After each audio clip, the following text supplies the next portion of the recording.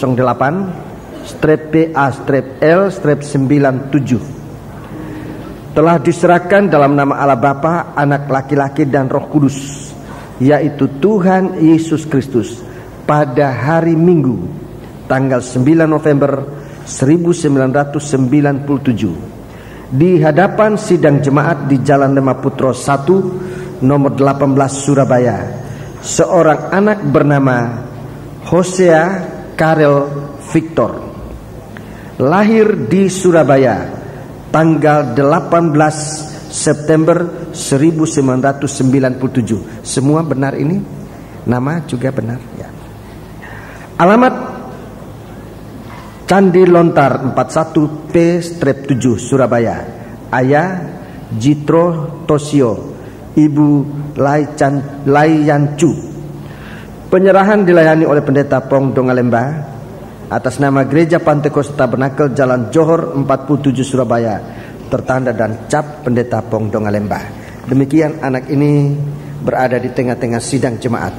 Di dalam tangan Tuhan biar anak ini tetap terpelihara, dan surat ini akan saya serahkan kepada ayah dari anak ini untuk kemudian disimpan dan digunakan di hari-hari kemudian.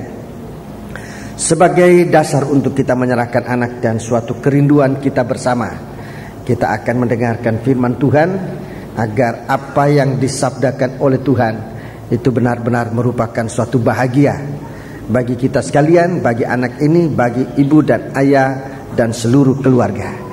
Injil Matius pasal yang kelima. Injil Matius pasal yang kelima merupakan khotbah dari Tuhan di atas bukit. Salah satu khotbah dari Tuhan di atas bukit, dan ini merupakan khotbah besar, termasuk ucapan-ucapan bahagia. Saya akan mengambil sebuah ayat dari pasal 5 ini. Itulah ayat yang ke-13. Ayat yang ke-13. Kamu adalah garam dunia. Jika garam itu menjadi tawar, dengan apakah ia diasinkan pula? Tidak ada lagi gunanya selain dibuang dan diinjak orang. Sebuah ayat ini begitu meresap dalam hati kita, supaya kehidupan anak ini yang sempat diterima oleh keluarga ini menjadi berkat dalam keluarga ini, dari seluruh keluarga, baik pihak ayah maupun pihak ibunya, akan menjadi sesuatu yang dapat diterima, bagaikan garam yang ada dalam kehidupan manusia, untuk dapat diterima dan dapat menjadi suatu berkat, rasa mempersatukan segala rasa untuk menjadi suatu cita rasa yang enak di dalam kehidupan. Demikian anak ini berada di tengah-tengah keluarga ini, dipercayakan kepada ibu dan ayah. Kita merindukan semoga anak ini menjadi garam di tengah-tengah keluarga, menjadi sesuatu yang sangat dibutuhkan betapapun keadaan. Tapi anak ini semoga di dalam Tuhan sesuai dengan firman-Nya menjadi garam, baik untuk ibu dan ayahnya, untuk menjadi selalu penawar segala sesuatu yang merupakan kebusukan, menolak segala kebusukan, memberi rasa untuk segala sesuatu menjadi sangat dinikmati, bisa dinikmati, maupun kepada seluruh keluarga. Biar anak ini di tengah-tengah sidang jemaat menjadi berguna, menjadi sangat berguna bagaimanapun keadaannya, tapi dia akan menjadi berguna. Hanya yang harus diperhatikan adalah salah satu yang kita bersama-sama waspadai adalah bahwa garam itu Tuhan katakan tidak boleh menjadi tawar. Sejak hari ini anak ini selalu dibawa kepada Tuhan untuk menerima firman Tuhan dan Roh Kudus, untuk dia sendiri digarami oleh firman dan Roh Kudus, untuk menjadi satu kehidupan yang membawa berkat dimanapun ia berada. Yang harus kita jaga adalah jangan menjadi tawar, Kalau kehidupan ini dijadikan oleh Tuhan menjadi garam, sebenarnya untuk menjadi tawar kemungkinannya sangat kecil sekali. Sebab di dalam, saya tunjukkan aja sebagaimana garam yang ada di dunia ini. Salah satu macam garam yang kita konsumsi di setiap hari, yang ditaruh di dalam makanan. Saudara-saudaraku, garam itu tidak akan pernah tawar. Ditaruh dimanapun dia tidak akan pernah tawar. Sesuatu hal yang sangat luar biasa seandainya ada garam yang menjadi tawar.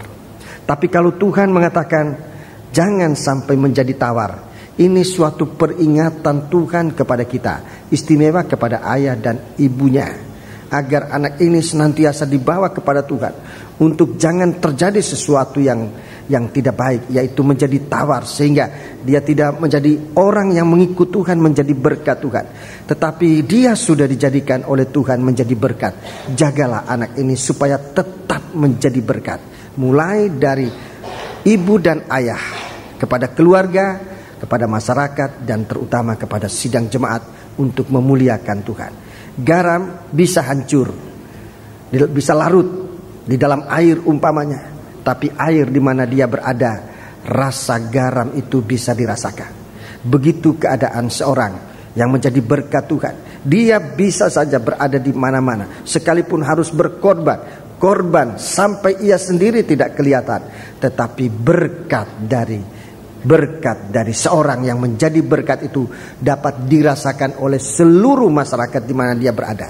Umpamanya sidang jemaat ini merupakan sebuah gelas diisi dengan air, itulah kita umat manusia ini. Adanya sebiji garam, sekalipun garam itu sudah tidak kelihatan, sekalipun dia tidak harus menonjol, tetapi arti dari sebutir garam tadi akan dapat mengobatkan, merubah seluruh air, seluruh umat yang ada dalam ruangan ini menjadi seperti garam, menjadi asin seperti garam yang dirindukan oleh Tuhan. Begitulah orang yang dipakai oleh Tuhan.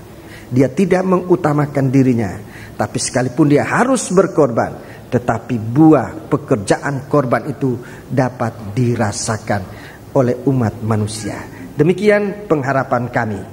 Hamba Tuhan menyalurkan apa yang disampaikan oleh Tuhan kepada keluarga ini, terutama kepada anak ini.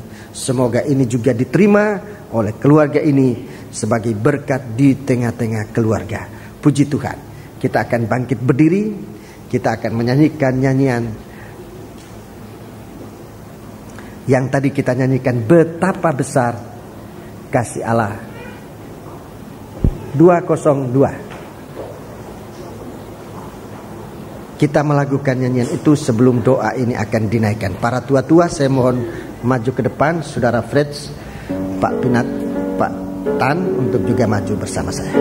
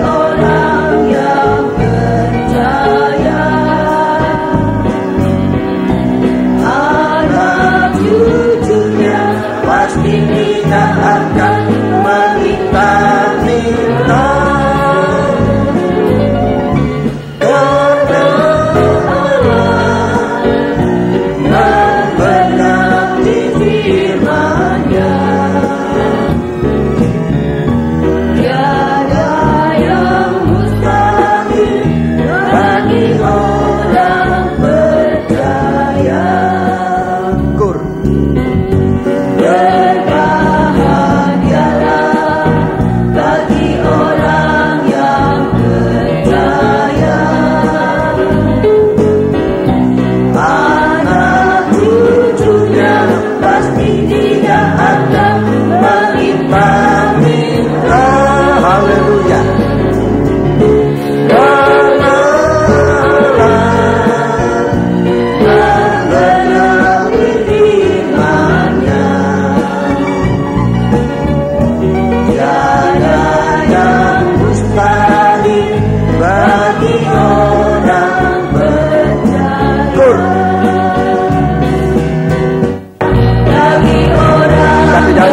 kepadamu, membawa anak ini di hadapan hadirat.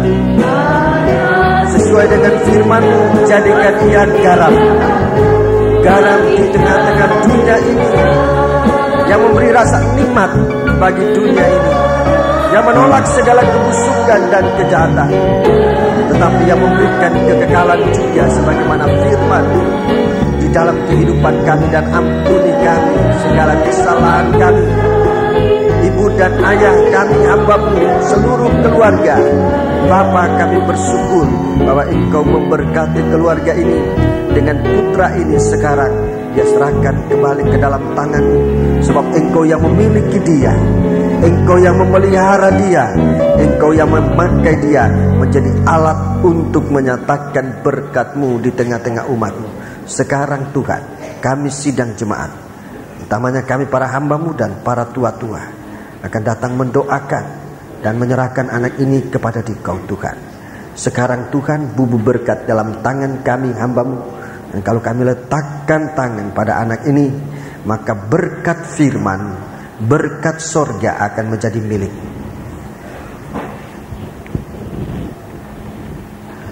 Sekarang Tuhan, kami datang kepadamu, kami serahkan anak kekasihku Hosea Karel Victor.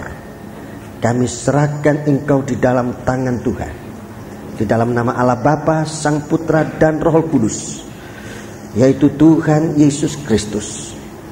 Jadilah firman Tuhan dalam Engkau untuk menjadi berkat yang dibutuhkan oleh semua orang, sampai nama Tuhan dipermuliakan di dalam Engkau. Biarlah Allah yang bertambah-tambah dalam Engkau, sementara Engkau makin berkurang-kurang, untuk lebih hari nama Tuhan dipermuliakan dalam nama-Mu di tengah-tengah sidang jemaat. Tuhan memberkati Engkau dalam segala kebutuhan, kesehatan dan perkembangan hidupmu, secara jasmani maupun rohani. Tuhan kiranya besertamu dalam nama Yesus. Haleluya. Terima kasih Tuhan, terima kasih. Kami doakan juga ibu dan ayahnya. Bapak, Engkau berkati nikah ini, berkati keluarga ini dengan berkat ilahi, supaya mereka menjadi saksi-Mu di tengah-tengah di masyarakat di mana mereka berada. Tuhan memberkati saudara. Demikian Tuhan, kami datang kepadamu. Engkau yang membenarkan, Engkau yang menerima doa dan membenarkan doa ini Tuhan, serta mengampunikan. Kami hidup dalam Dikau. Saatnya kami akan duduk mendengarkan firman Tuhan. Ajarkan kami bersikap benar dalam mendengarkan firman. Biarlah firman-Mu akan di dalam kami menjadi kehidupan kami. Berikan kami pengertian, berikan kami iman, berikan kami hikmat, akal budi di dalam kami melakukan firman-Mu. Terima kasih Tuhan, terima kasih. Kuasa-kuasa kegelapan yang bisa mengganggu jalannya pemberitaan firman, Tuhan, bersatu hati kami panggil nama Engkau buat usir dia. Di dalam nama Tuhan Yesus Kristus, segala setan kami perintahkan kamu semua dalam nama Yesus, pergi. Darah Yesus yang berkuasa. Terima kasih Bapa, haleluya. Dalam nama Yesus kami sudah berdoa, haleluya, amin. Selamat berbahagia dalam menerima sabda Tuhan untuk seluruh sidang jemaat. Duduklah dengan tenang dan mohon kesabaran, agar pemberitaan firman Tuhan benar-benar dapat kita nikmati, menjadi kekuatan dan kehidupan kita semuanya. Tuhan akan tetap beserta dengan kita sekalian. Kitab Wahyu pasal yang ke-11 merupakan pokok dari pembicaraan dan ibadah kita pada hari-hari ini. Saudara-saudaraku, inilah yang Tuhan berikan kita menjadi makanan rohani kita. Ayat yang pertama yang akan kita baca. Ayat yang pertama. Kemudian diberikanlah kepadaku sebatang bulu seperti tongkat pengukur rupanya, dengan kata-kata yang berikut. Iya. Bangunlah dan ukurlah bait suci Allah dan mezbah dan mereka yang beribadah di dalamnya. Iya. Kita sudah berbicara atau mendengarkan tentang bait suci diukur, tentang ukuran dari mezbah, itulah ibadah kita, pelayanan kita. Sekarang kita akan mendengarkan yang ketiga, yang terakhir yang akan diukur adalah ibadah, orang-orang yang beribadah. Yang diukur di situ adalah ibadah. Jadi ibadah ini termasuk kebaktian semacam ini, itu diukur oleh Tuhan. Tuhan mengukur ibadah kita ini, supaya ibadah kita ini lebih dahulu menjadi ibadah yang benar, yang diberkati oleh Tuhan. Agar jangan ibadah kita menjadi sia-sia, tapi biarlah lebih dahulu kita mau melihat ibadah yang berkenan kepada Allah. Saudara-saudaraku, ibadah-ibadah yang Tuhan rindukan dalam kita sekali. Di dalam kitab, dalam surat Roma pasal 12, Roma pasal 12, kita melihat di sana Tuhan bicara lewat Rasul Paulus tentang segala sesuatu yang menyangkut ibadah. Roma 12. Mohon kita ikut membaca dengan baik-baik. Roma pasal 12. Roma pasal yang ke-12 ayat 1. Karena itu saudara-saudara, demi kemurahan Allah aku menasihatkan kamu, supaya kamu mempersembahkan tubuhmu sebagai persembahan yang hidup, yang kudus dan yang berkenan kepada Allah. Itu adalah ibadahmu yang sejati. Iya, itu adalah ibadah. Itu adalah ibadahmu yang sejati. Ini ibadah, ya. Mempersembahkan sesuatu. Dan di sini sesuatu itu Tuhan berikan contoh kepada kita. Seperti Tuhan mempersembahkan tubuhnya menjadi korban pendamaian. Di sini Tuhan juga menasihati kita untuk mempersembahkan tubuhmu sebagai persembahan yang hidup, yang kudus dan yang berkenan kepada Allah. Baca ayat 2. Janganlah kamu menjadi serupa dengan dunia ini, tetapi berubahlah oleh pembaharuan budimu, sehingga kamu dapat membedakan manakah kehendak Allah, apa yang baik, yang berkenan kepada Allah, dan yang sempurna. Ya, jadi ibadah ini punya hasil. Punya hasil, banyak hasil dari ibadah. Banyak keuntungan dari ibadah.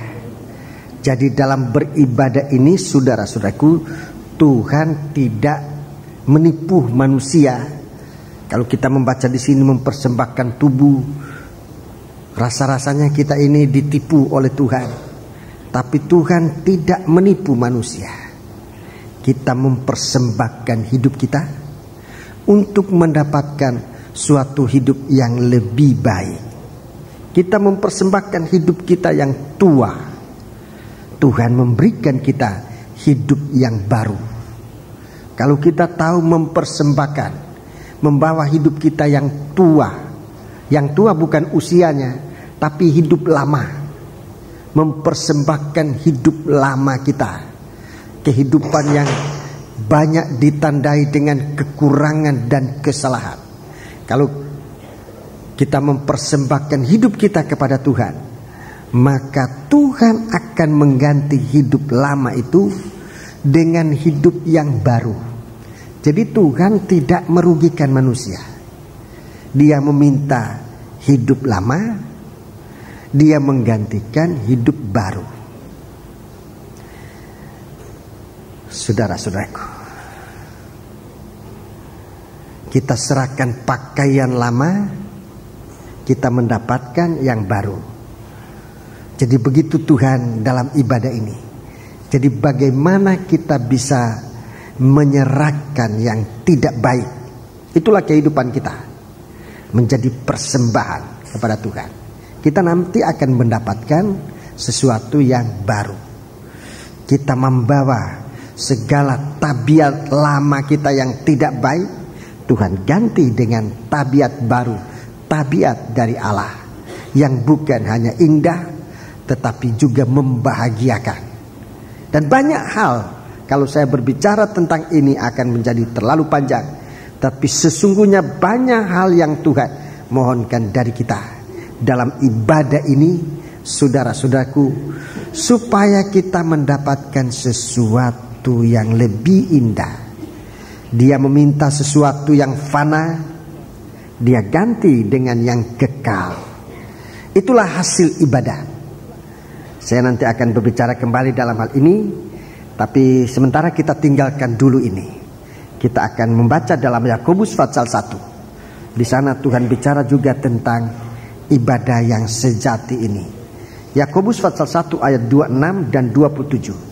Surat Yakobus pasal pertama ayat 26 dan ayat yang ke-27.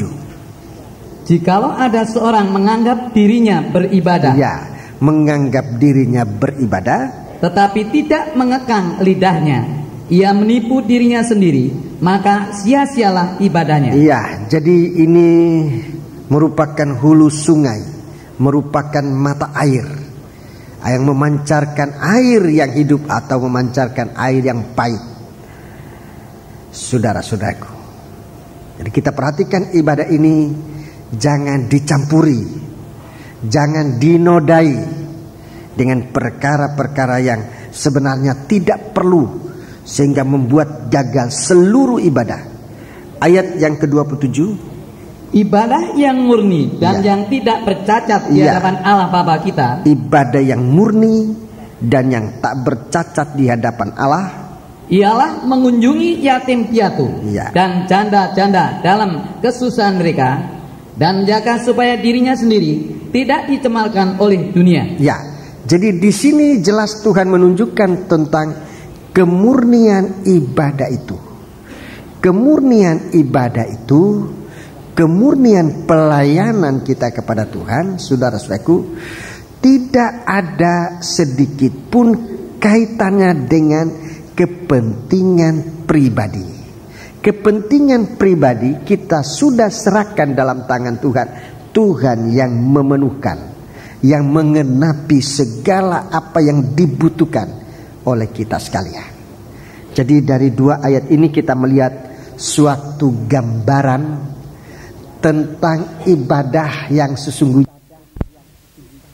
Ibadah kita ini sejauh mana, setinggi mana ibadah kita sudah kerjakan di hadapan Tuhan. Ada 3 macam ibadah yang Alkitab ajarkan. Ada 3 macam ibadah besar yang Tuhan ajarkan kepada kita. Dan ini Tuhan ajarkan dalam khotbah pertama yang Tuhan sampaikan di atas bukit. Kitab Injil Matius pasal yang kelima. Kitab Injil Matius pasal yang pasal yang ke-6. Kitab Injil Matius pasal yang ke-6. Ini ibadah yang diajarkan oleh Tuhan. Dalam Bible Study saya sudah menyampaikan ini. Tidak mengapa untuk saya melanjutkan, saya ulangi sedikit supaya kita bisa lihat sambungannya nanti kalau kita akan maju pada ibadah selanjutnya. Dalam Injil Matius pasal yang ke-6 ada 3 macam ibadah. Nomor 1, saudara lihat, catat saja dalam catatan, lihat di Alkitab saudara. Ayat 1 sampai dengan ayat 4 itu memberi. Disebut memberi sedekah, tapi sebenarnya ini memberi, berkorban. Ini suatu ibadah, bukan sekedar perbuatan sosial. Memberi di sini, saudara-saudaraku, sampai pun dengan memberi sedekah, itu kita jangan samakan dengan perbuatan sosial. Perbuatan sosial masih dalam taraf keduniawian ini. Orang tidak percaya Tuhan pun berbuat sosial, tapi itu bukan ibadah.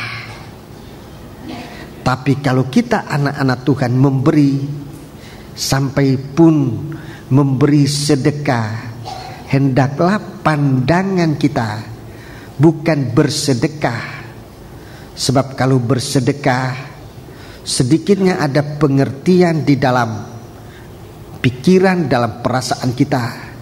Kita bisa membanggakan diri, kita bisa menghinakan orang lain. Tapi jadikan memberi sedekah itu merupakan suatu ibadah, sehingga hanya Tuhan yang dipermuliakan. Kalau ibadah itu nanti hanya Tuhan yang dipermuliakan. Jadi ini dalam hal memberi, semacam yang kita baca tadi di dalam surat Yakobus pasal 1, mengunjungi anak yatim piatu dan orang janda dalam kesusahannya. Mengunjungi di sini, saudara-saudaraku, bukan hanya menengok dan sebagainya, tetapi ada dalam pengertiannya kita membantu, memberi sesuatu yang bisa dimakan, yang bisa dipakai dan sebagainya, seberapa Tuhan gerakkan hati kita. Jadi memberi di sini juga, saudaraku, merupakan suatu ibadah. Mulainya dengan hati itu digerakkan oleh Tuhan. Digerakkan oleh Tuhan. Hati itu digerakkan oleh Tuhan. Digerakkan oleh belas kasihan Tuhan. Itu pemberian itu akan berarti ibadah. Pemberian yang digerakkan oleh belas kasihan Tuhan. Seperti kita sudah merasakan berkat Tuhan, belas kasihan Tuhan yang memberkati kita.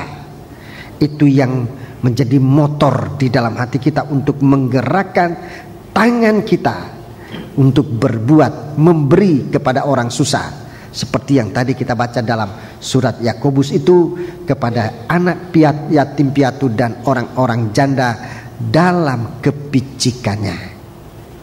Puji Tuhan. Jadi memberi itu suatu ibadah. Memberi yang digerakkan oleh kasih karunia Allah. Itu ibadah kita, saudara-saudara. Yang kedua, hal memberi ini saya sudah jelaskan dalam Bible Study. Saya tidak akan ulang terlalu banyak mengenai hal ini. Kita akan lanjut dalam ibadah yang kedua, hal berdoa.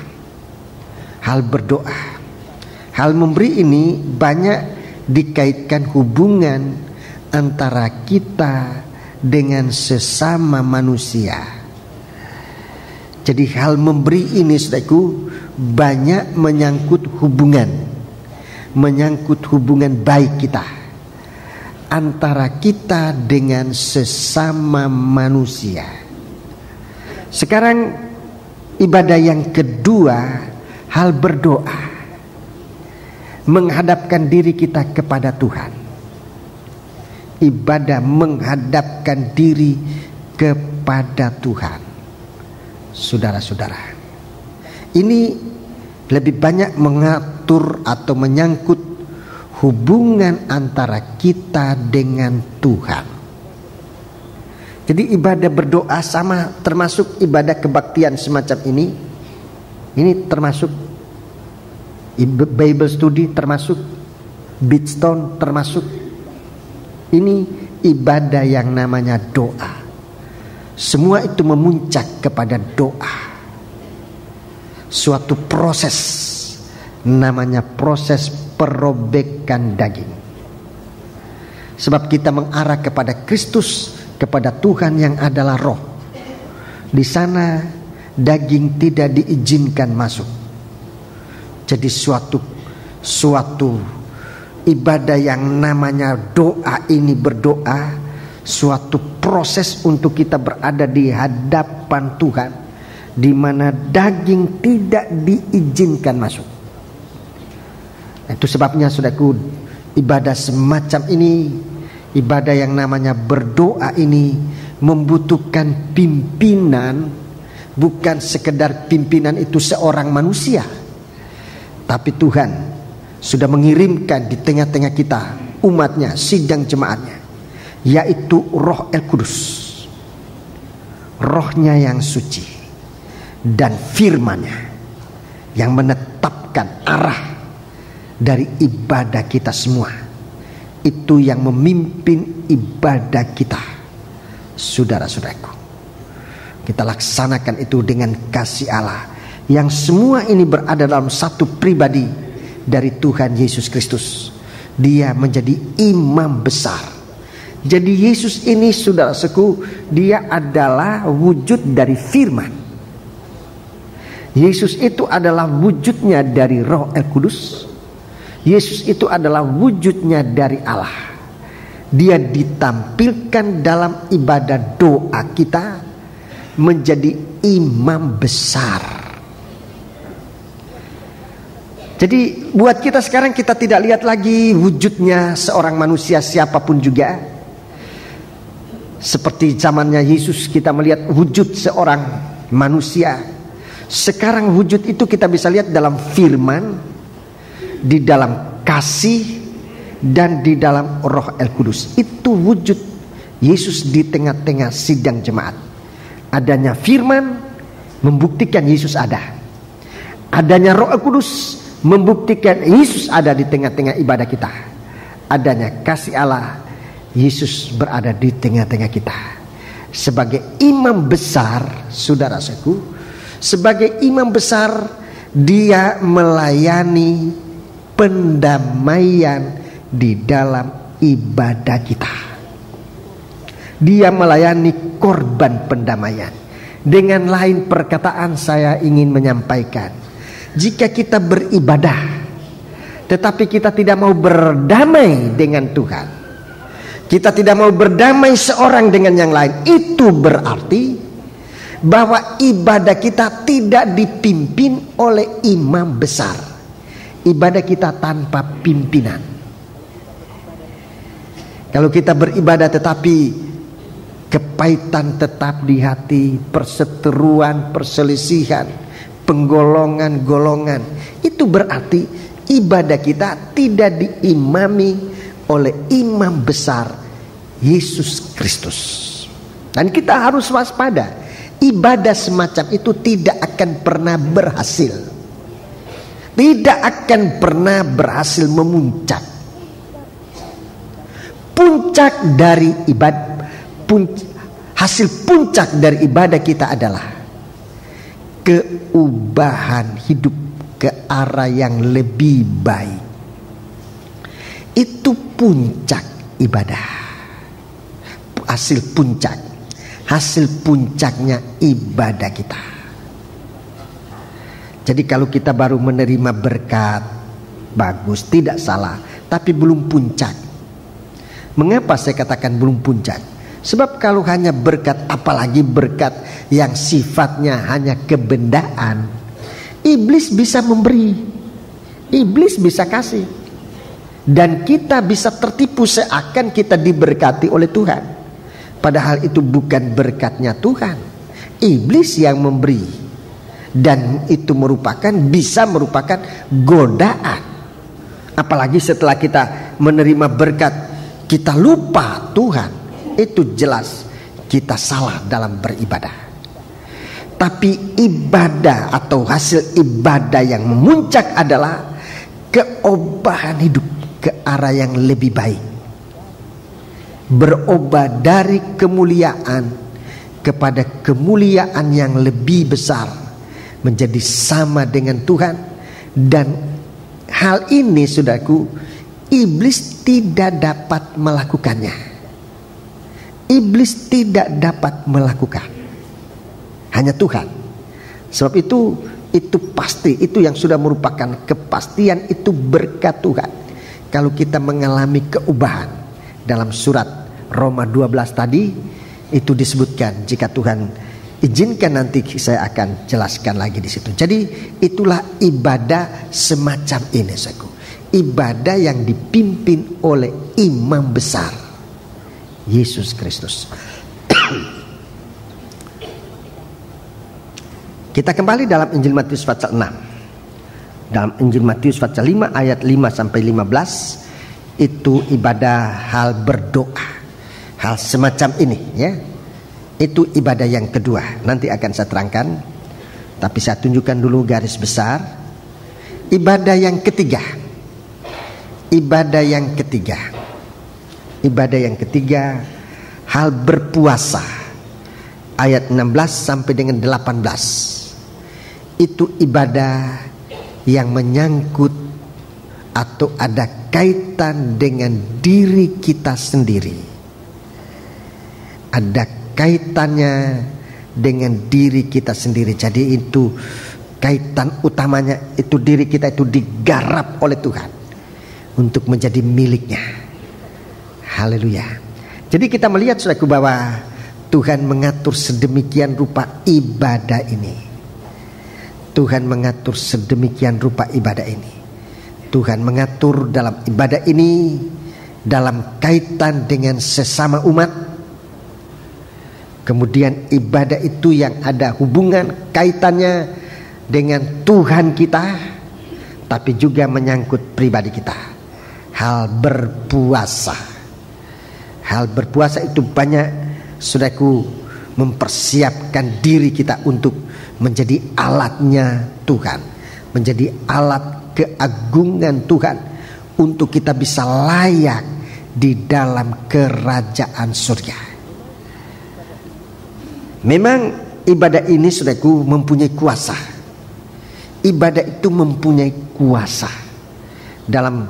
Di dalam surat 1 Timotius pasal 6 ayat yang ke-6 dia katakan bahwa ibadah itu kalau dikerjakan dengan rasa puas menghasilkan untung, bahkan untung yang besar.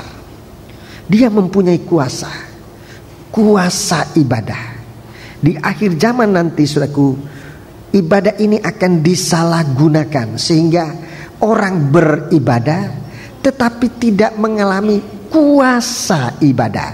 Mari kita baca lebih dahulu, saudaraku, dalam surat itu 2 Timotius pasal yang ketiga. 2 Timotius pasal yang ketiga. 2 Timotius pasal yang ketiga. 2 Timotius pasal 3 kita membaca ayat yang kelima.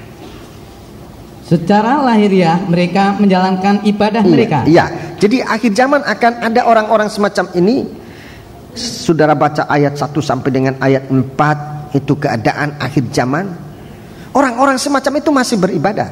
Secara lahiriah mereka menjalankan ibadah mereka. Terus, tetapi pada hakikatnya mereka memungkiri kekuatannya. Ya, pada hakikatnya, pada kenyataan dasarnya, mereka itu tidak mengalami kuasa ibadah, kekuatan ibadah. Jauhilah mereka itu. Jauhilah mereka itu. Jadi dia beribadah, tetapi tidak mengalami kuasa ibadah. Tidak mengalami kuasa ibadah.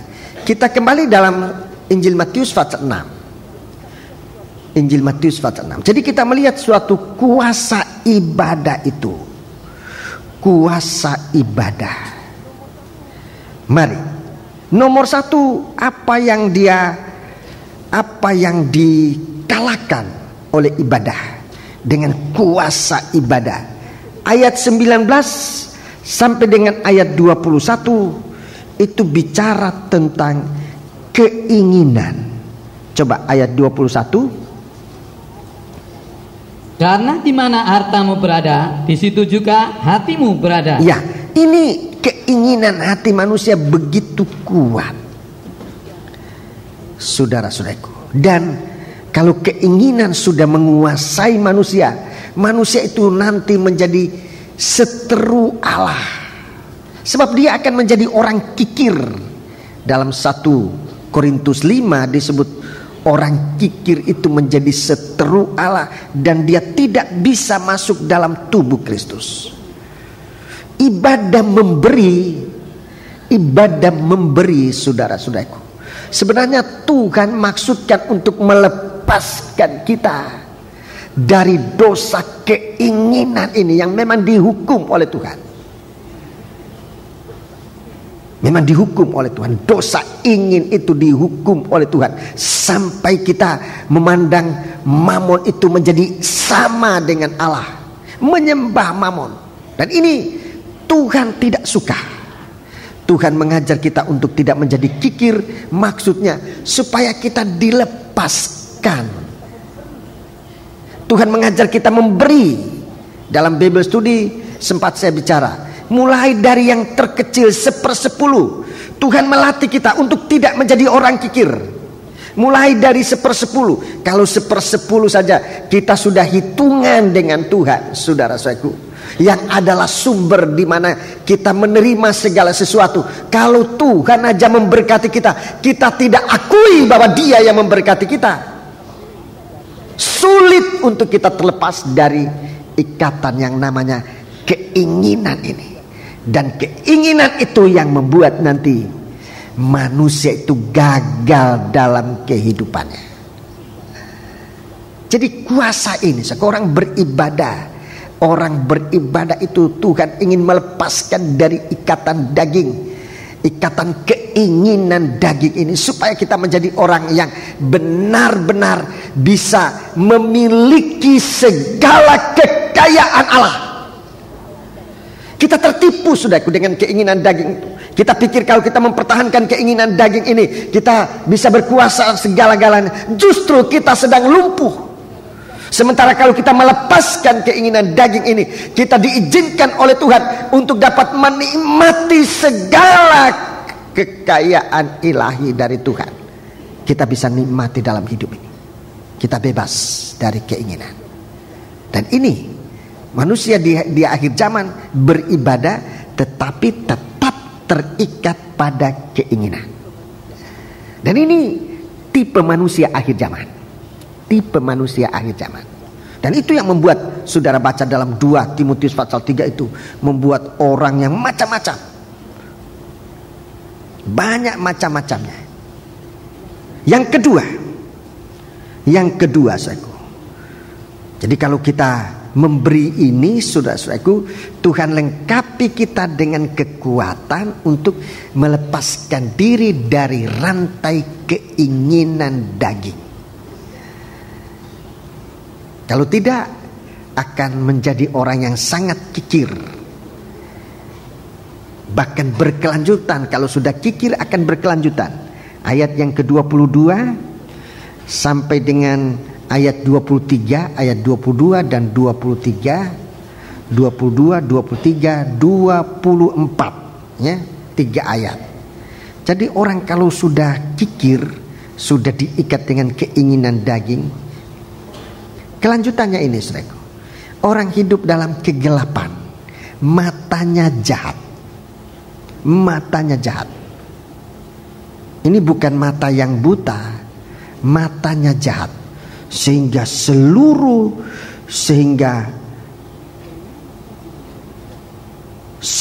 tubuh menjadi gelap. Jika matamu jahat, gelaplah seluruh tubuhmu. Jadi jikalau terang yang ada padamu menjadi gelap, betapa gelapnya kegelapan itu. Kalau orang sudah diikat dengan keinginan daging, mencuri itu jadi halal, korupsi itu jadi halal, menipu jadi halal. Orang sudah gelap, matanya sudah jahat. Yang dia lihat hanya benda saja. Matanya, seluruh tubuhnya menjadi gelap. Pikirannya gelap, perasaannya gelap, perbuatannya gelap, segala sesuatu. Dan Tuhan katakan betapa gelapnya kegelapan itu. Kalau kita berdoa, kalau kita datang kepada Tuhan yang adalah sumber terang, Tuhan menyinari kita dengan terang itu. Itu sebabnya Tuhan ajar kita berdoa. Kita datang kepada Tuhan dalam ibadah, maksudnya bukan untuk duduk tengok-tengok gitu selama 4-5 jam atau 2-3 jam atau 1 jam, atau bukan demikian. Tetapi kita menghadapkan diri kita kepada Tuhan untuk disinari oleh Tuhan. Disinari oleh Tuhan. Hanya sinar terang dari Tuhan yang adalah sumber terang dapat melepaskan kita dari kegelapan. Jadi Tuhan menyinari kita dengan firman-Nya. Tidak ada perkara yang tersembunyi. Kalau saudara jujur mengaku di hadapan Tuhan, saudaraku, dan dengan tekun mendengarkan firman Tuhan, saudara akan bisa merasa bahwa tidak ada satu perkara tersembunyi di hadapan Tuhan. Tuhan berbicara. Sekalipun saudara coba untuk menutup, tetapi firman Allah itu tembus untuk melihat. Mengapa? Tuhan sedang berusaha untuk melepaskan manusia ini dari kegelapan yang sangat gelap itu. Asal manusia mau. Nah, itu sebabnya Tuhan mau jelas, mau menerangi kita dengan terang firman-Nya, dengan terang dari Roh Kudus, dengan terang dari kasih-Nya. Sehingga untuk menerima kasih Allah, sekalipun bentuk kasih itu merupakan teguran, bentuk kasih itu merupakan suatu pengungkapan segala kejahatan kita, merupakan nasihat, kita tidak ragu-ragu untuk menerima. Sebab apa? Sebab kita tahu ini terang yang besar dari Allah yang mau melepaskan kita dari kegelapan yang mengerikan. Nah, kalau sudah di dalam kegelapan, saudaraku, saudara perhatikan, manusia cenderung, manusia yang kikir, dikuasai oleh daging, hidup dalam kegelapan, kecenderungannya adalah menyembah berhala. Mamon itu salah satu berhala. Kecenderungannya sudah situ. Kalau orang sudah kikir, keinginannya luar biasa, tidak pernah disucikan. Kecenderungannya untuk menyembah berhala. Segala sesuatu dikumpulkan sampai untuk dimakan sendiri pun rasa sayang, rasa rugi. Itu sudah luar biasa. Itu segala mamon itu sudah jadi berhala yang harusnya menjadi berkat untuk dinikmati. Nah, kalau sudah sejauh itu, tidak ada yang bisa melepaskan kita kecuali sorotan sinar terang dari Allah. Itu sebabnya kita perlu beribadah, berdoa kepada Tuhan. Semacam ini berdoa, semacam ini kita sedang berdoa, kita sedang disinari oleh terangnya Allah untuk melepaskan kita dari segala tabiat daging ini yang membuat nanti manusia menderita. Jadi itu kekuatan ibadah di akhir zaman. Sudah ada orang beribadah tetapi tetap hidup dalam kegelapan. Dan Tuhan katakan, jauhi orang semacam itu. Dia beribadah tetapi dia tetap diikat oleh keinginan. Jauhi orang semacam itu. Dia tetap beribadah tetapi dia tetap menjadi orang yang hidup dalam kegelapan. Perbuatannya gelap. Sampai pun dengan nikah itu sangat gelap, tidak ada sinar sedikit pun. Nah, ini bahaya. Kemudian yang ketiga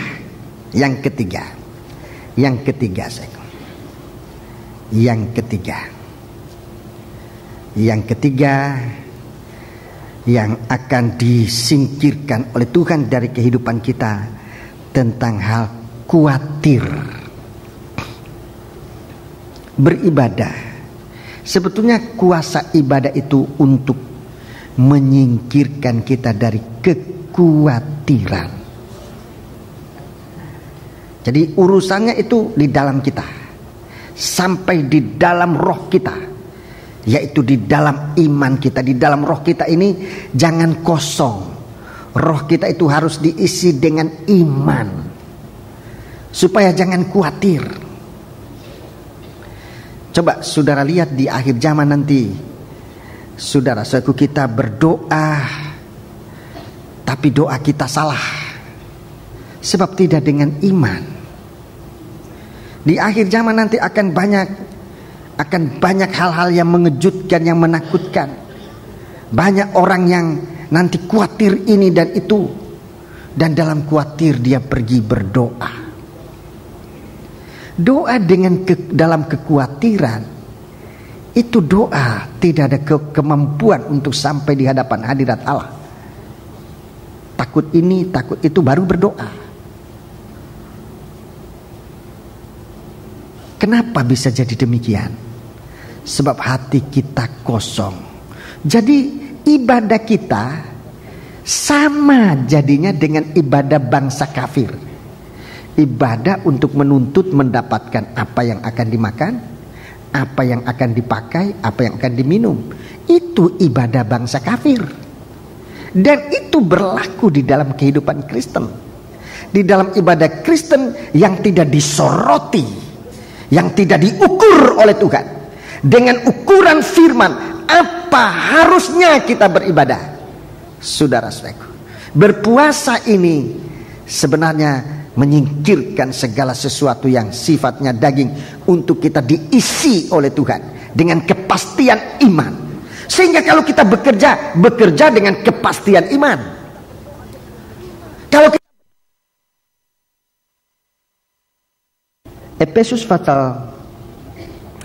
Filipi pasal 4. Filipi pasal 4, bukan Efesus tapi Filipi pasal 4 ayat yang ke-6.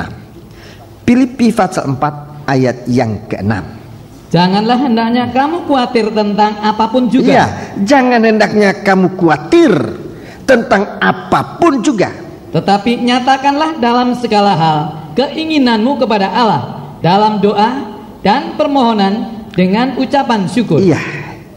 Jadi kekhawatiran itu tidak menolong. Kekhawatiran itu tidak menolong. Keraguan-raguan itu tidak menolong. Harus ada suatu kepastian. Itulah dari iman kita kepada Tuhan. Jadi kalau kita berdoa, kalau kita menyatakan segala sesuatu kepada Tuhan, keinginan kita, jangan dalam keadaan khawatir. Dalam berdoa jangan dalam khawatir, permohonan dalam khawatir. Dan justru ini yang banyak kita lakukan. Karena kekhawatiran kita berdoa, karena kekhawatiran kita bermohon, dan kita tidak pernah mendapatkan apa-apa dari Tuhan. Sebab itu saya kemari kita melihat di sini bahwa kuasa ibadah itu kuat, menyingkirkan dari kita yang sangat merugikan. Nomor satu, keinginan daging ini itu merugikan kita. Kedua, yang disingkirkan oleh ibadah adalah, oleh kuasa ibadah adalah kegelapan. Ini sangat merugikan. Di dalamnya ada setan sebagai rajanya. Kemudian yang ketiga, yang disingkirkan oleh kuasa ibadah adalah kekhawatiran. Coba saudara berpikir sejenak. Seandainya saudara atau kita berada, dan sebetulnya bukan seandainya, demikianlah kerinduan Tuhan, kita berada bebas dari keinginan daging. Kita hidup dalam terang. Kita hidup di dalam iman kepada Tuhan. Ini sesungguhnya kebahagiaan yang dirindukan oleh manusia. Nah, Tuhan mau ukur ini. Perjalanan ibadah kita ini Tuhan mau ukur. Bagaimana kita memberi, diukur oleh Tuhan. Sampai keinginan itu tidak lagi menguasai kita.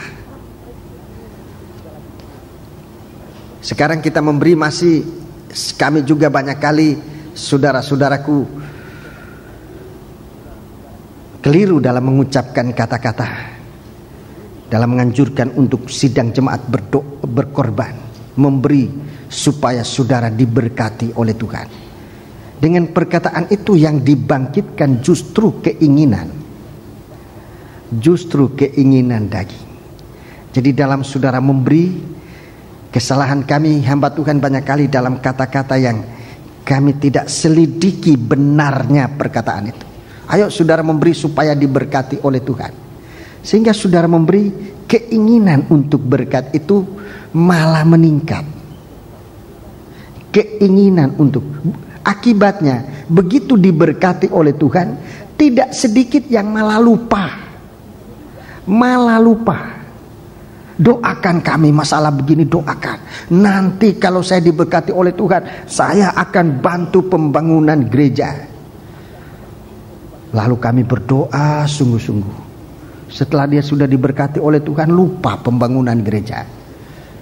Karena apa? Yang dibangkitkan adalah keinginannya.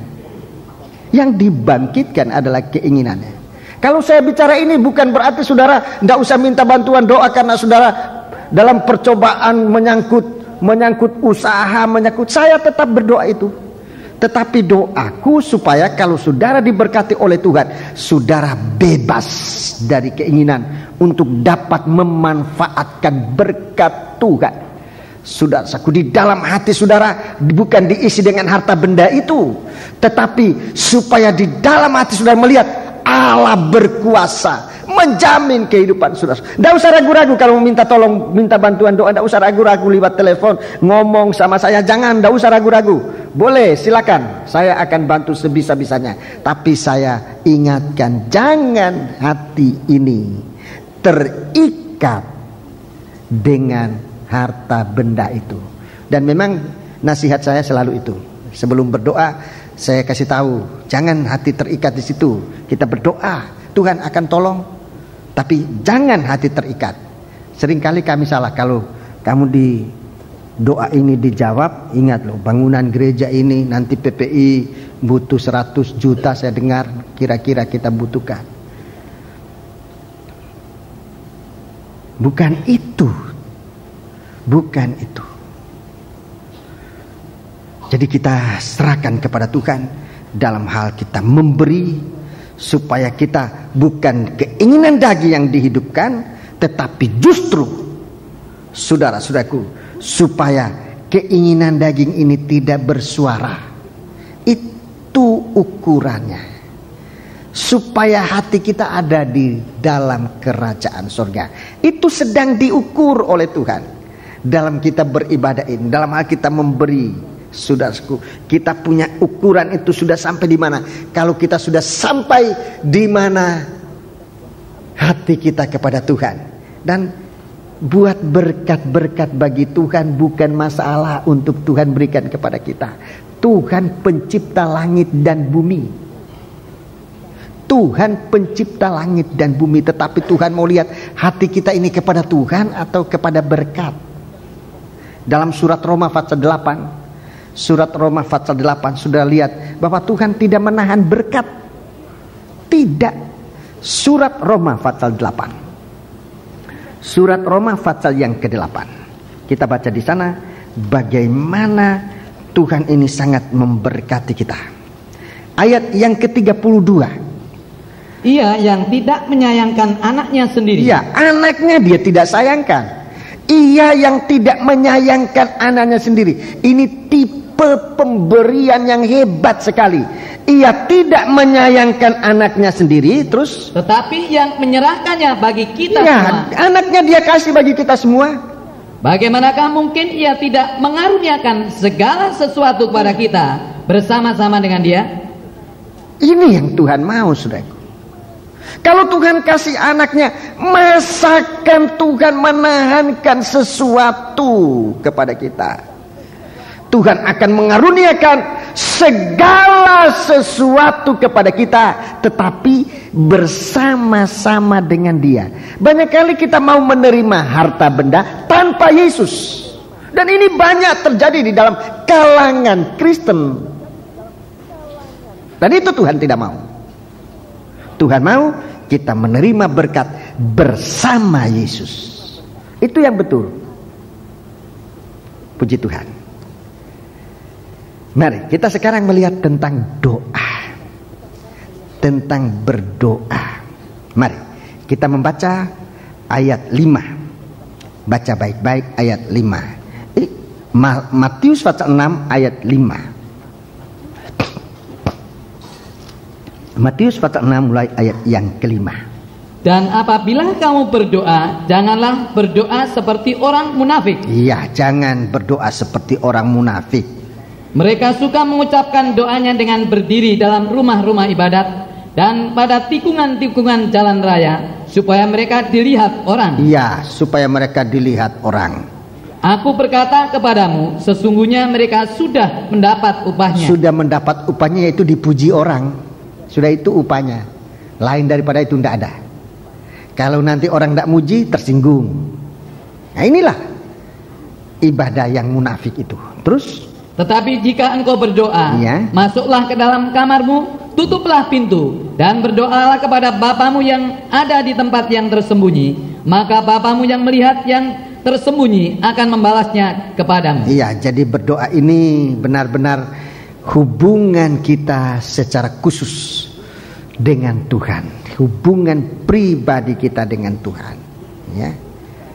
Baca terus. Lagi pula dalam doamu itu, janganlah kamu bertele-tele. Ya, jangan bertele-tele. Seperti kebiasaan orang yang tidak mengenal Allah. Seperti kebiasaan orang tidak mengenal Allah. Mereka menyangka bahwa karena banyaknya kata-kata doanya akan dikabulkan. Karena mereka menyangka bahwa kalau banyak kata-kata doanya, banyak kata-katanya, doanya akan dikabulkan. Ya, terus. Jadi janganlah kamu seperti mereka, karena Bapamu mengetahui apa yang kamu perlukan sebelum kamu minta kepadanya. Iya, baca terus ayat 9. Karena itu berdoalah demikian. Berdoalah demikian. Bapa kami yang di surga, dikuduskanlah namamu. Ya. Datanglah kerajaanmu, jadilah kehendakmu di bumi seperti di surga. Ya, terus. Berikanlah kami pada hari ini makanan kami yang secukupnya, dan ampunilah kami akan kesalahan kami, seperti kami juga mengampuni orang yang bersalah kepada kami. Dan janganlah membawa kami ke dalam pencobaan, tetapi lepaskanlah kami daripada yang jahat. Ya, lepaskan kami daripada yang jahat. Karena Engkaulah yang empunya kerajaan dan kuasa dan kemuliaan sampai selama-lamanya. Amin. 14. Karena jikalau kamu mengampuni kesalahan orang, Bapamu yang di sorga akan mengampuni kamu juga. Tetapi jikalau kamu tidak mengampuni orang, Bapamu juga tidak akan mengampuni kesalahanmu. Ya, terima kasih. Jadi inilah ajaran Tuhan tentang berdoa itu. Ini suatu ajaran yang sangat besar.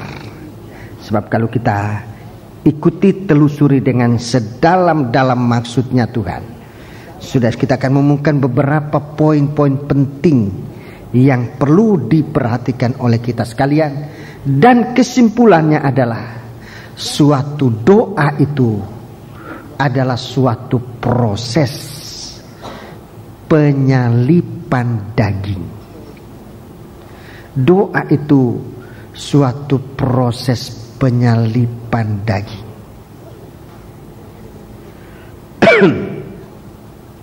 Untuk memuliakan nama Tuhan, melakukan kehendak Tuhan dalam segala sesuatu. Itu doa. Jadi doa ini bukan hanya sekedar kita tutup mata kemudian mengucapkan kata-kata secara beruntun, tapi doa itu juga dalam praktik hidup. Doa itu namanya hidup doa kita. Ada berdoa, ada kehidupan doa.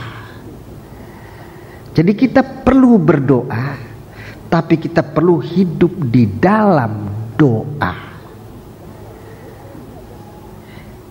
Doa yang diajarkan oleh Tuhan di sini adalah hidup di dalam doa.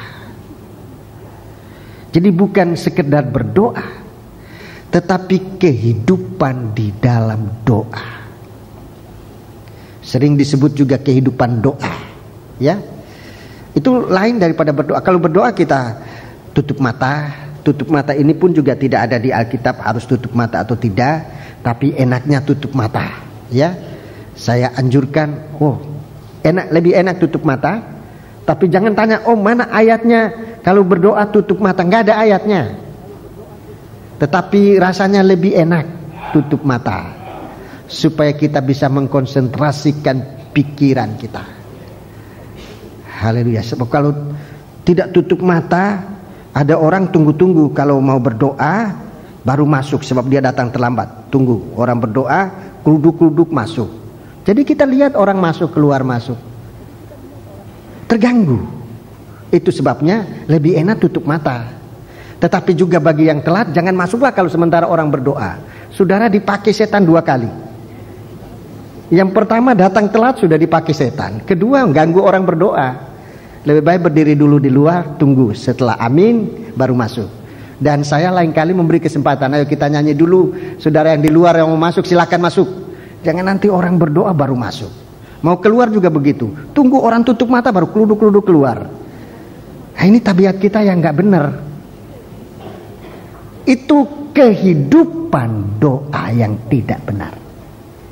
Kehidupan doa yang tidak benar. Hargailah saudaramu yang berdoa. Hargailah, hormati dia. Kalau saudara sendiri tidak mau berdoa, jangan ganggu orang berdoa. Saudaramu membutuhkan doa. Saudaramu yang di belakang, saudaramu yang di kiri kanan membutuhkan doa. Kehidupan doa itu yang diajar oleh Tuhan. Menghormati, mengampuni kesalahan orang dan sebagainya. Jadi mari kita belajar beribadah. Ini ibadah. Supaya kita jangan nanti jatuh di dalam kegelapan yang dahsyat. Sebab kita tidak hidup di dalam doa. Mungkin kita rajin berdoa, tetapi periksa kehidupan dalam doa benar atau enggak. Jadi ada kehidupan di dalam doa ini, saudaraku. Bagaimana kita memuliakan nama Tuhan dalam hidup kita, itu kehidupan doa. Bagaimana kita, saudara-saudaraku, demi memuliakan nama Tuhan, kita harus masuk dalam proses mengekang daging ini. Banyak kali kita terdorong untuk melakukan segala sesuatu, tapi kalau kita lakukan itu, nama Tuhan dipermalukan. Bagaimana kita bisa mengekang daging ini supaya nama Tuhan dipermuliakan? Itu kehidupan doa. Itu kehidupan doa. Itu bukan berdoa. Kehidupan doa. Itu diukur oleh Tuhan. Kalau kita melakukan ini kita sudah tahu tidak baik, tetapi menguntungkan kita. Kita tetap lakukan. Nama Allah dipermuliakan. Nama Allah tidak dipermuliakan, nama Allah dipermalukan. Kita tidak hidup di dalam doa. Sebab doa itu mempermuliakan nama Tuhan. Kehidupan doa itu mempermuliakan nama Tuhan. Perhatikan sikap kita. Bapa kami yang di surga, dikuduskanlah namamu, atau dipermuliakanlah namamu. Itu doa. Itu kehidupan doa. Suatu proses untuk kita ini. Bagaimana daging ini tidak bersuara demi kekudusan nama Allah, demi kemuliaan nama Tuhan. Itu doa. Itu kehidupan doa. Jadi itu kehidupan doa itu satu proses perobekan daging sampai nanti, saudara-saudaraku, tidak ada lagi yang harus dirobek. Nah, kita dikatakan kita menjadi milik Tuhan. Kita disebut milik Tuhan. Kita disebut milik Tuhan. Kalau kehidupan doa kita sudah memuncak diukur oleh Tuhan, ibadah kita yang namanya doa ini memuncak, kita disebut milik Tuhan. Ayatnya Galati pasal yang kelima. Surat Galati pasal yang kelima. Surat Galati pasal yang kelima. Surat Galati pasal yang kelima, kita baca ayat 24. Ini milik Tuhan. Galati pasal 5 ayat 24. Barang siapa menjadi milik Kristus Yesus, ia telah menyelipkan daging dengan segala hawa nafsu dan keinginannya. Iya, ini milik Tuhan. Disebutkan di atas sebelumnya ada buah-buah roh, ada begitu banyak hal-hal yang semuanya bagus. Kasih, sukacita, damai sejahtera, kesabaran dan segala sesuatu. Tapi belum disebutkan menjadi milik Tuhan. Orang yang menyalipkan daging, orang yang menjadi milik Yesus Kristus, ia telah menyalipkan daging dengan segala hawa nafsu dan keinginannya. Ini menjadi milik Tuhan. Orang yang kehidupan doanya memuncak sampai daging tidak bersuara, itu milik Tuhan. Puji Tuhan. Kebaktian doa kita, kebaktian semacam ini ada 3 macam juga. Bible study, kebaktian umum, kebaktian doa. Itu tercakup dalam satu ibadah yang namanya ibadah doa. Semua untuk membawa kita kepada proses perobekan daging, proses penyalipan daging sampai daging itu tidak bersuara, kita disebut menjadi milik Tuhan. Tuhan mau ukur kita sampai sejauh itu, saudaraku. Tuhan mau mengukur kita sampai kita ini disebut benar menjadi milik Tuhan atau tidak.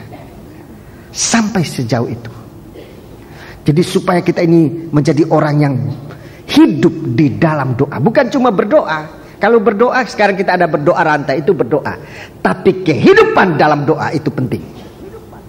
Kehidupan dalam doa. Kemanapun kita berada, dimanapun kita berada, dalam kita mengendarai kendaraan, di situ bukan berdoa kita, harusnya hidup dalam doa.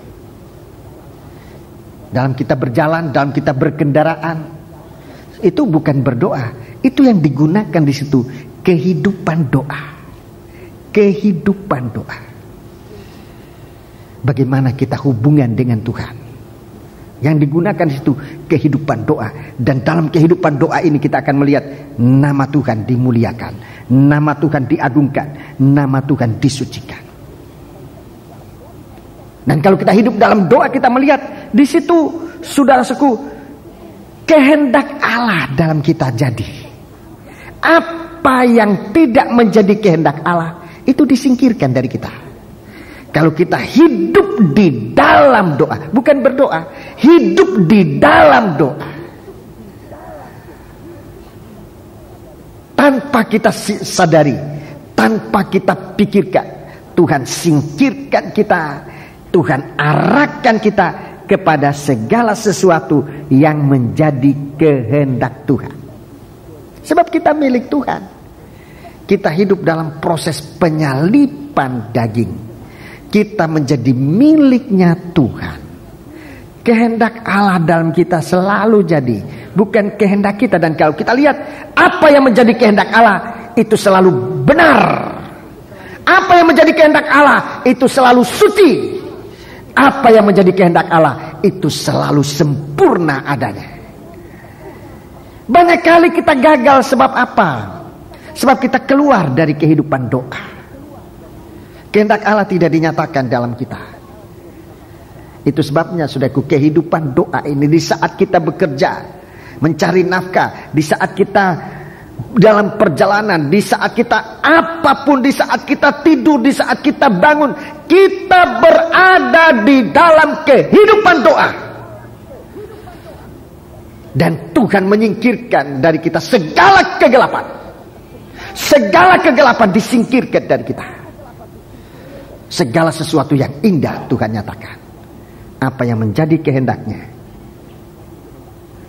baik di surga maupun di bumi ini. Berikanlah kepada kami hari ini makanan kami yang secukupnya. Pemeliharaan Tuhan. Pemeliharaan Tuhan. Tuhan pelihara kita segala sesuatu yang kita. Ini hidup dalam doa. Ini semua masuk dalam proses penyalipan daging. Yang secukupnya untuk kita memuliakan Allah, mengucap syukur kepada Allah. Itu rasa cukup. Mengucap syukur kepada Allah. Segala sesuatu yang kita butuhkan, kita gunakan. Kalau itu makanan, kita makan dengan ucapan syukur kepada Allah. Kalau kita, saudara-saudaraku, makan ini, kita ngomel, makan ini ngomel. Padahal makanan itu mahal, buat orang lain tidak mampu beli, tapi kita ngomel. Ini tidak hidup dalam. Mungkin tadi dalam berdoa, oh Tuhan berkati makanan ini. Setelah makan, nggak enak, buang sana. Ini tidak hidup dalam doa. Berdoa, tapi tidak hidup di dalam doa. Tidak mengucap syukur. Tidak mengucap syukur. Tidak memikirkan bahwa ada orang lain. Jangankan enak, tidak makan pun mereka itu sudah mengucap syukur. Kita ini sudah ada makanan, cuma nggak enak kita tidak mengucap syukur kepada Allah. Kita di luar doa, kita di luar tangan Tuhan, kita di luar kehidupan doa. Jadi saudaraku, ibadah yang sebenarnya kita hidup dalam keadaan doa, supaya segala kegelapan dijauhkan dari kita. Kalau tidak demikian, betapa gelapnya pandangan kita akan menjadi jahat, dan betapa gelapnya seluruh tubuh kita. Sebabnya saudaraku, ayat 12, dan ampunilah kami akan kesalahan kami, seperti kami juga mengampuni orang yang bersalah kepada kami. Ampunilah kami akan kesalahan kami, seperti kami juga mengampuni orang bersalah kepada kami. Dan jangan membawa kami ke dalam pencobaan, tapi lepaskanlah kami daripada yang jahat. Karena Engkaulah yang punya kerajaan dan kuasa dan kemuliaan sampai selama-lamanya. Ini suasana surga. Tuhan menaruh kita di tempat di mana tidak ada dosa, tidak ada pencobaan. Dan kalau kita hidup dalam kehidupan doa, kita ditaruh oleh Tuhan dalam suasana surga. Di surga tidak ada dosa, di surga tidak ada kuasa si jahat berpengaruh atas hidup kita. Si iblis bisa masuk, tetapi dia tidak bisa menguasai. Dia dipatahkan oleh Tuhan. Ini kehidupan doa. Ini bukan berdoa, kehidupan doa. Jadi sesudah kita berdoa, hiduplah di dalam doa. Dan ini banyak kali kita salah, saudaraku. Kita berdoa, tetapi sesudah berdoa, kita tidak hidup di dalam doa itu. Kita berdoa indah sekali, apalagi kalau kita mengerti bahasanya yang indah-indah. Doa begitu indah, tetapi sesudah berdoa, kita tidak hidup di dalam doa itu. Ini kesalahan. Semoga saudara bisa mengerti apa yang dimaksudkan oleh Tuhan dalam kata-kata yang saya sampaikan ini.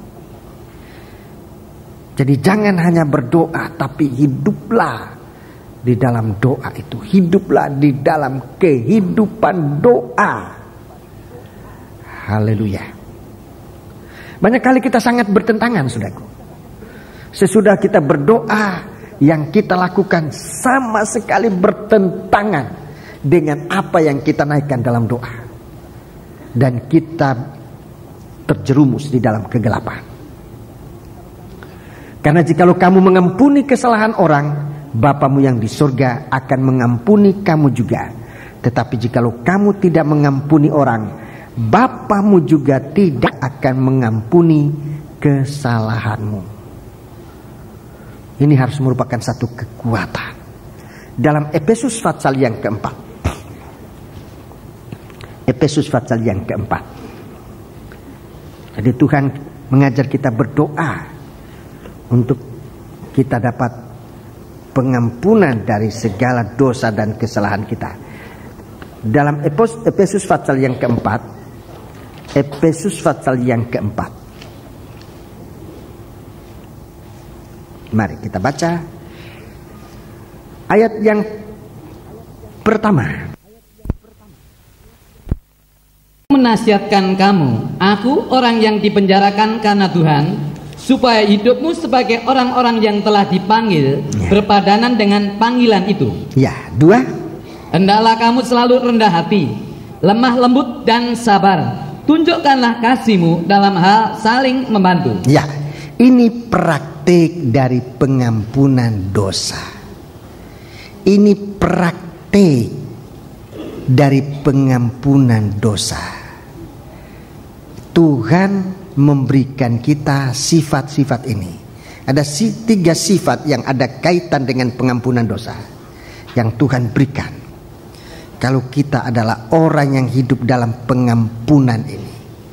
Nomor 1, rendah hati. Ini ada kaitan dengan pengampunan dosa. Nomor 1, rendah hati. Ini orang hidup dalam doanya Tuhan. Dia hidup rendah hati. Nomor 2, lemah lembut. Nomor 3, sabar. Ini orang yang hidup dalam pengampunan. Itu hidup dalam doa yang diajarkan oleh Tuhan. Ini bukti pengampunan. Sebab rendah hati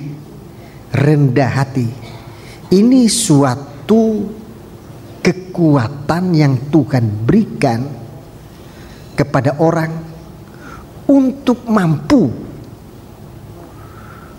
mengakui segala dosanya.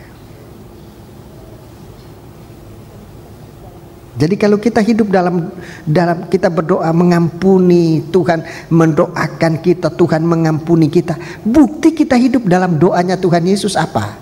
Rendah hati. Kalau salah ngaku. Kalau salah ngaku, itu namanya rendah hati. Kalau sudah salah, malah sudah ditanya masih berbelit, itu bukan rendah hati, itu sombong.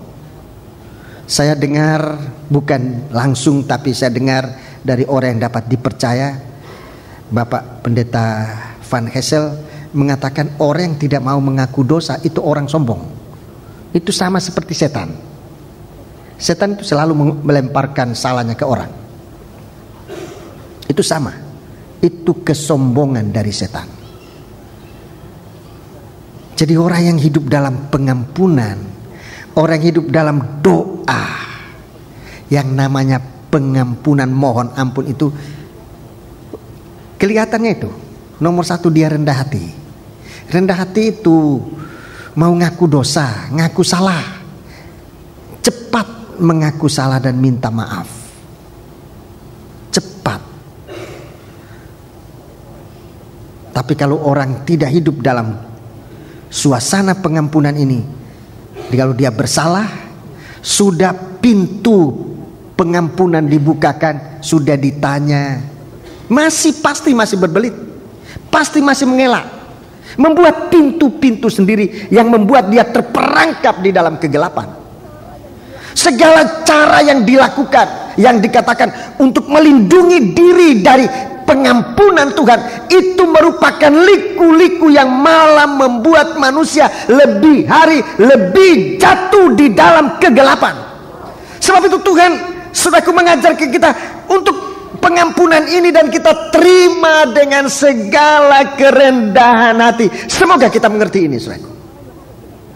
Kalau salah yang ngaku, itu suasana pengampunan. Kalau salah yang ngaku, soal orang mau menghukum kita, mau apakah, itu semua ada dalam tangan Tuhan. Kalau Tuhan sudah mengampuni kita, siapakah manusia yang akan menghakimi kita? Lebih dahulu kita datang kepada Tuhan, supaya Tuhan memberikan kita kerendahan hati untuk mengaku, sungguh-sungguh kepada Tuhan segala apa yang menjadi kesalahan kita. Dan banyak kali kesalahan ini, saudaraku, buat daging kita rasa malu, kita kehilangan gengsi dan sebagainya. Tetapi untuk kepentingan kehidupan rohani kita, hidup tanpa dosa, itulah jalan yang Tuhan berikan. Itu jalan sempit, tapi di balik jalan sempit itu ada kehidupan yang kekal. Puji Tuhan. Nomor 2, tabiat yang kedua, selain dari rendah hati, kemampuan untuk minta ampun, untuk ngaku dosa dan minta ampun. Kemudian yang kedua adalah lemah lembut. Lemah lembut. Lemah lembut ini di pihak orang yang menerima pengakuan. Saya kasih contoh suami istri. Saya kasih contoh, ini contoh saja, tetapi memang ini juga berlaku. Contoh tetapi memang berlaku. Seandainya suami salah, suami ini salah, ya, suami salah, biasanya orang laki itu sangat sombong, sulit untuk ngaku. Belum ditanya sudah berbuat macam-macam, sudah begitu nutup-nutup. Salah seorang istri, dia cerita, Om, saya punya suami itu kalau dia sudah berbuat baik, sangat baik sama saya, Itu sudah ada apa-apanya itu. Memang begitu dia nutup sebelum dia nutup. Kamu jangan keluar-keluar ya, segala sesuatu di bawah. Padahal dia sudah main macam-macam di luar. Nah, ini kita orang laki-laki, ini tabiat, maafkan saya juga orang laki-laki, paling sulit ngaku. Tapi kepada ibu-ibu saya tolong saya kasih tahu kepada saudara-saudara. Ini saya salah seorang suami, mungkin saya dimarah-marah sama suami-suami. Tidak apa-apa, tapi saya kasih tahu. Kalau suami itu sampai ngaku, itu luar biasa. Itu luar biasa. Kalau suami itu sampai ngaku, itu luar biasa itu. Tidak tabiatnya. Tabiat manusia itu tidak mau ngaku, aku laki-laki. Saya tidak mau direndahkan. Untuk jongkok minta ampun tidak mau. Tapi kalau ada laki-laki mau ngaku, saudara-saudaraku, dia berada dalam suasana pengampunan Tuhan. Saudara, sikapnya ini lemah lembut, terima kekuatan dari Tuhan untuk menerima, mengerti pengampunan itu. Jangan malah merontak. Oh, jadi kamu dan begitu selama ini. Dan sekarang di sana pintu keluar, jangan kembali-kembali. Wah, ini bukan lemah lembut, itu masalah tidak selesai itu. Itu bukan suasana itu bukan suasana pengampunan. Dan hidup dalam doa demikian. Ampuni kami. Kita berdoa, Tuhan tolong suami saya. Sekarang suami sudah datang minta ampun malah dihukum. Tetapi bukan udara-udara ini buat ini bagus ini. Lalu melakukan yang enggak tapi tidak minta ampun. Minta ampun sama Tuhan. Ya. Istri juga begitu, istri lain lagi. Istri lain lagi. Saya tidak tahu sejauh-jauhnya istri ini, tetapi kira-kira hampir sama. Sampai istri itu tidak berani ngaku. Wah, aku takut ngaku. Kenapa? Wong belum ngaku aja aku sudah didamprat. Apalagi kalau ngaku. Sehingga dosa itu terpendam. Kita pikir baik, tapi ada dosa terpendam. Sebab apa? Istri tidak berani ngaku. Dia berlaku munafik. Suami juga begitu, dalam keadaan tidak lemah, dosa terpendam di dalamnya. Padahal Tuhan katakan Tuhan mau menebus kita, mengampuni dosa kita. Kita sudah berdoa, ampuni dosa kami. Tuhan mau mengampuni, tapi kita tidak mau menerima pengampunan. Kita keluar dari apa yang kita sudah doakan kepada Tuhan.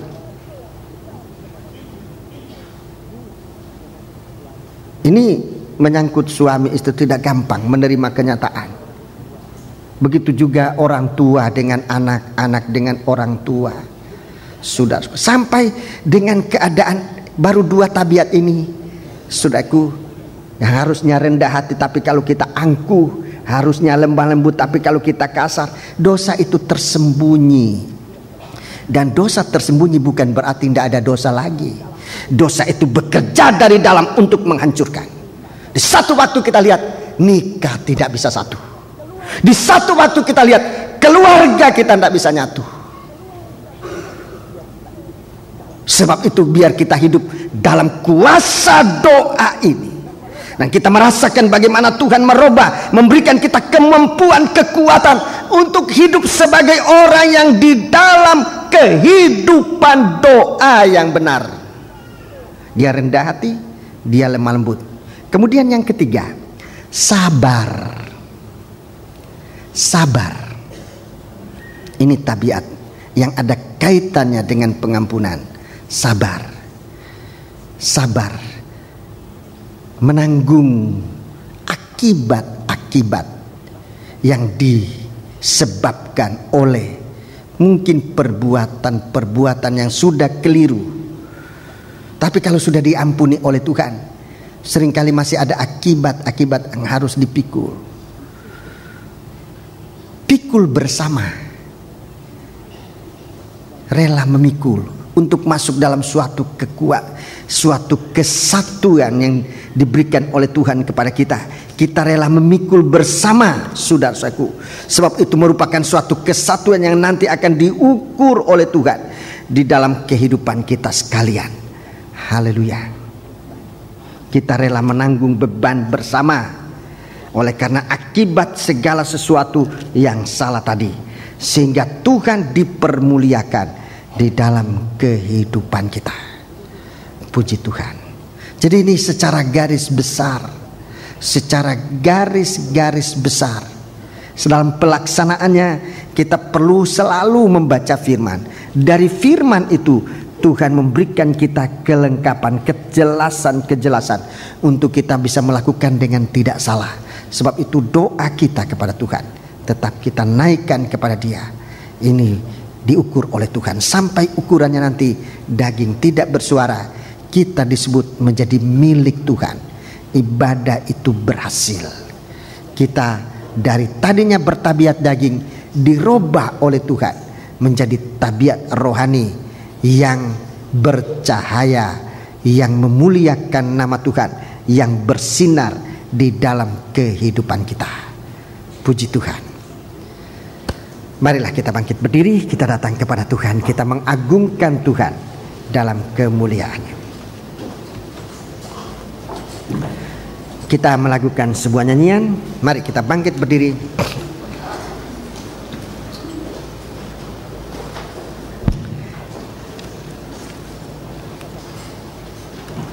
Kita bangkit berdiri. Kita melakukan dari nyanyian rohani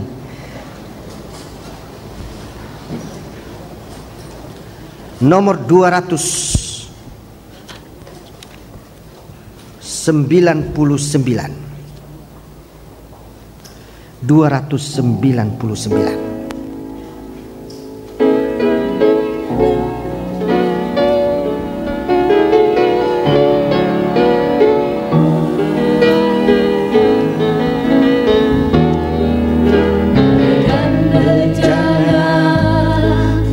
Siap dibentuk, memuliakan namamu.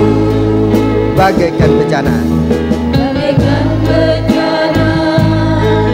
siap dibentuk, demikian hidupku di tanganmu, dengan urapan kuasa Rohmu, ku dibarui selalu. Jadikanku Allah dalam rumahmu, inilah hidupku di tanganmu, bentuklah seluruh kehendakmu, agar sengsara dalam. kita angkat tangan kita dua ke atas. Kur, kita berdoa. Berdoa sungguh-sungguh.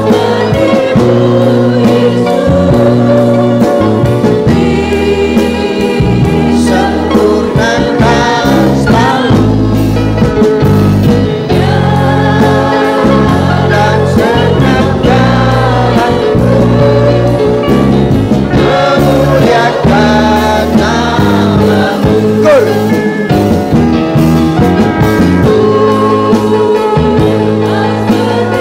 Saudara Fred Spinaria tampil ke depan.